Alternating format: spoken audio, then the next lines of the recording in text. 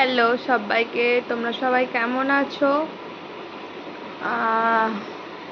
সবাই এখন একটা টেনশনের মধ্যে রয়েছে, ইনক্লুডিং মি।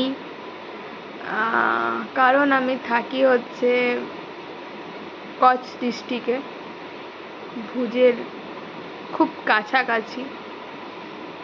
আর কন্ডিশন মোটেও ভালো নয়,